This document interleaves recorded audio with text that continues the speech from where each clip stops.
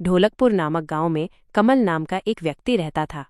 कमल अपनी मम्मी रमा और पत्नी रूपा के साथ रहता था। दोनों सास बहू में बिल्कुल नहीं बनती थी, क्योंकि रूपा का परिवार गरीब था और उन्होंने शादी में दहेज नहीं दिया था। इसीलिए रमा को रूपा पसंद नहीं थी। रमा हर बार ये कहती थी कि तुम्हारे पापा ने तो फ्री में शादी कर दी, ना तो कुछ दहेज दिया और ना खर्चा किया। रूपा को ये बात बुरी लगती थी। वो कहती थी, मम्मी जी, आपके कोई कमी तो नहीं है जो अगर मेरे पापा ने दहेज नहीं दिया तो आप मुझे बार बार ताना मार रही हैं।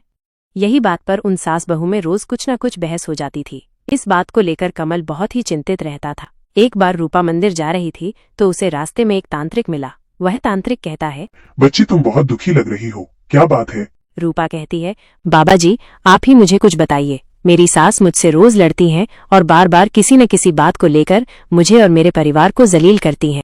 तांत्रिक कहता है, ठीक है बच्ची, तुम कल रात मेरे घर आ जाना, मैं इसका समाधान बताऊंगा, और हाँ 2000 रुपए भी ले आना।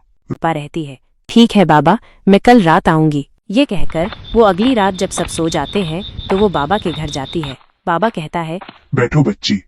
रूपा वहीं पर बैठ जाती है। बाबा कहता है, बच्ची लो, मैं तुम्हें 3 पुड़िया दे रहा हूँ, इसे अपनी सास के खाने में मिला देना। रूपा कहती है, ठीक है बाबा जी, और वो 2000 रुपए देकर चली जाती है। अगली सुबह अपनी सास के खाने में वो एक पुड़िया मिला देती है। रमा वो खाना खा लेती है। उस खाने को खाकर थोड़े दिन बाद ही उसकी तबीयत खराब होने लगती है। वो बिस्तर पे गिर जाती है। रूपा ये सब देख रही थी। उसको कुछ गड़बड़ लगता है और वो खाने में पुड़िया मिलना बंद कर देती है और वो पुलिस को लेकर बाबा के पास जाती है और बाबा से कहती है कि ने जो पुड़िया दी थी उनको मैंने अपनी सास के खाने में मिलाया, जिससे मेरी सास की तबीयत खराब हो गई। पुलिस वाला उस तांत्रिक को देखकर पहचान लेता है। वो कहता है, अरे ये कोई तांत्रिक आंतरिक नहीं बल्कि एक चोर है। और वो रूपा से कहता है, इस बार तो मैं तुमको छोड़ देता हूँ, अगली बार ऐसा कुछ किया तो तुम्हें भी जेल में बंद कर दूंगा।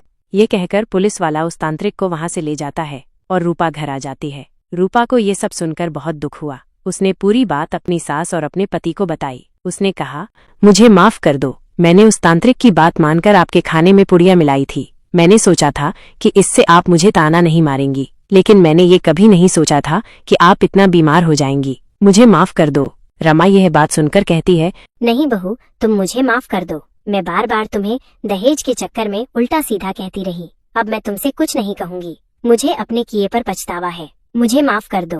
और सास बहू दोनों ने एक दूसरे को माफ कर दिया। और इसके बाद कमल अपनी मम्मी का अच्छे से अच्छे डॉक्टर के पास इलाज करवाता है, जिससे रमा की तबीयत में सुधार होता है और वह पूरी तरह से ठीक हो जाती है। इन दोनों में लड़ाई झगड़ा हमेशा हमेशा के लिए खत्म हो जाता है। वह तीनों मिलजुल कर हंसी खुशी रहने लगते हैं। अगर आप अपने मम्मी पापा से प्यार करते हो तो वीडियो को लाइक और चैनल को सब्सक्राइब करना मत भूलेगा।